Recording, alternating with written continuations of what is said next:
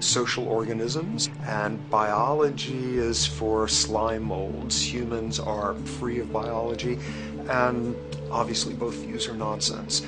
What you see instead is it is virtually impossible to understand how biology works outside the context of environment. One of the most crazy-making yet widespread and potentially dangerous notions is, oh, that behavior is genetic.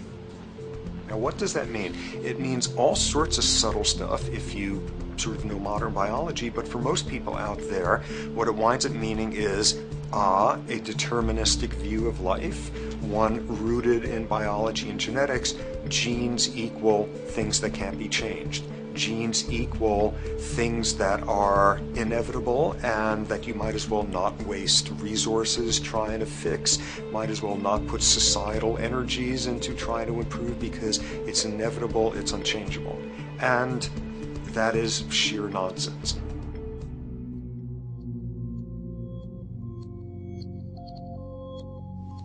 It is widely thought that conditions like ADHD are genetically programmed, conditions like schizophrenia are genetically programmed. The truth is the opposite.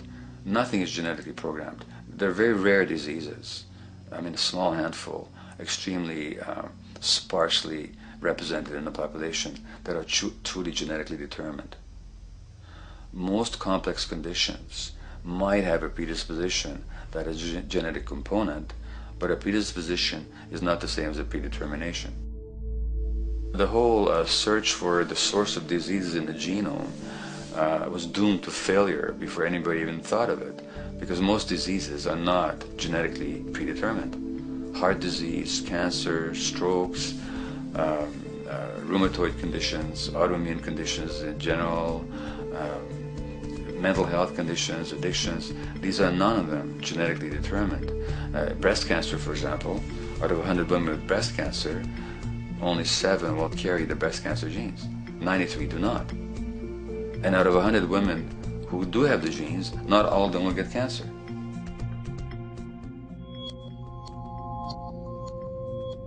Genes are not just things that make us behave in a particular way regardless of our environment.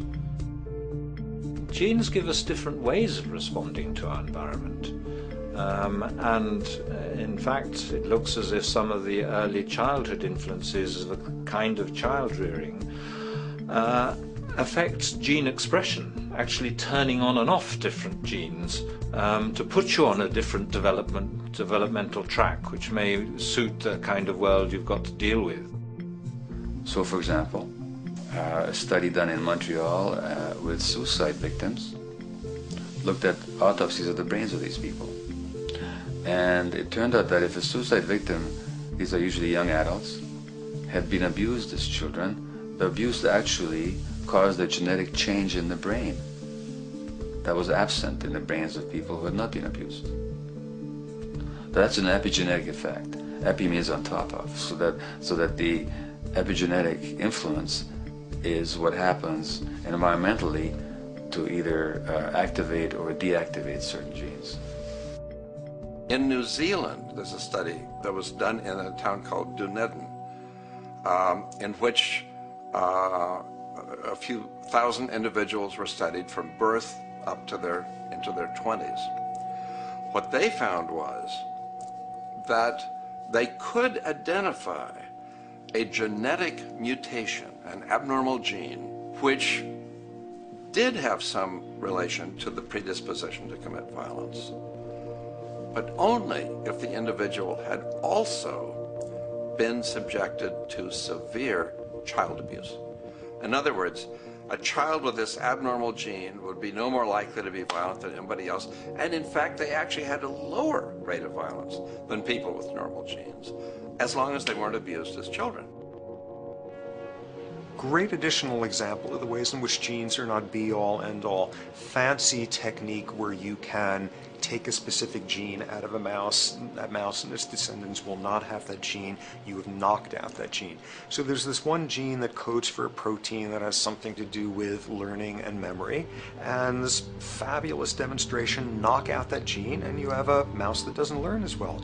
ooh, a genetic basis for intelligence. What was much less appreciated in that landmark study that got picked up by the media left and right is take those genetically impaired mice and raise them in a much more enriched, stimulating environment than your normal mice in a lab cage, and they completely overcame that deficit.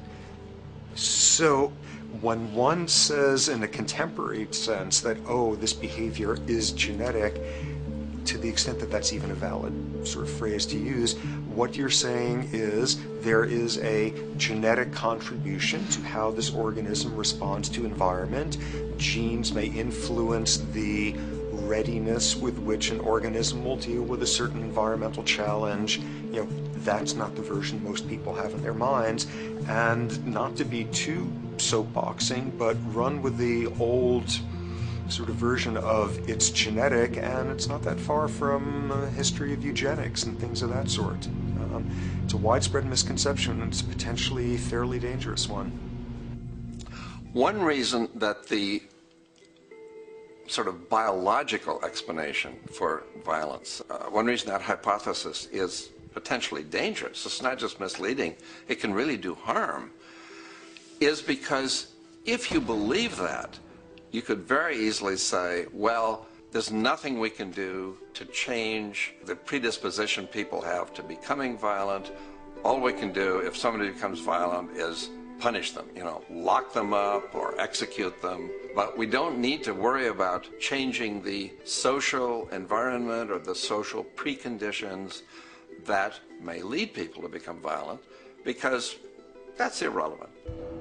The genetic argument allows us the luxury of ignoring past and present historical and social factors. And in the words of Louis Menand, he wrote in the New Yorker, very astutely, he said, "It's all in the genes, an explanation for the way things are that does not threaten the way things are. Why should someone feel unhappy or engage in antisocial behavior when that person is living in the freest and most prosperous nation on earth? It can't be the system.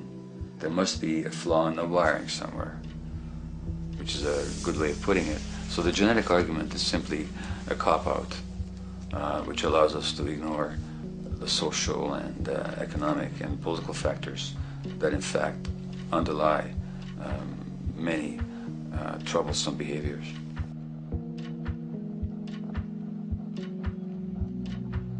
Addictions are usually considered to be a drug-related issue, but looking at it more broadly, I define addiction as any behavior that is associated with craving, with temporary relief, and with long-term negative consequences, along with an impairment of control over it, so that the person wishes to give it up or promises to do so, but can't follow through. And when you understand that, then you can see that there are many more addictions than simply those related to drugs. So there's workaholism, there's addiction to shopping, to the internet, to video games. There's the addiction to power. People have power, but they want more and more and more. Nothing is ever enough for them. Acquisition, corporations that must own more and more. The addiction to oil, but at least to the wealth and to the products made accessible to us by oil. Look at the negative consequences on the environment. We're destroying the very earth that we inhabit for the sake of that addiction. Now, these addictions are far more devastating in their social consequences than the cocaine or heroin habits of my downtown East Side patients. Yet they're rewarded and considered to be respectable. The tobacco company executive that shows a higher profit will get a much bigger reward. He doesn't face any negative consequences legally or otherwise. In fact, he's a respected member of the board of several other corporations. But tobacco smoke-related diseases kill 5.5 million people around the world every year. In the United States, they kill 400,000 people a year. And these people are addicted to what? To profit. To such a degree are they addicted that they're actually in denial about the impact of their activities, which is typical for addicts, is denial. And that's a respectable one. It's respectable to be addicted to profit no matter what the cost. So what is acceptable and what is respectable is a highly arbitrary phenomenon in our society. And it seems like the greater the harm, the more respectable the addiction.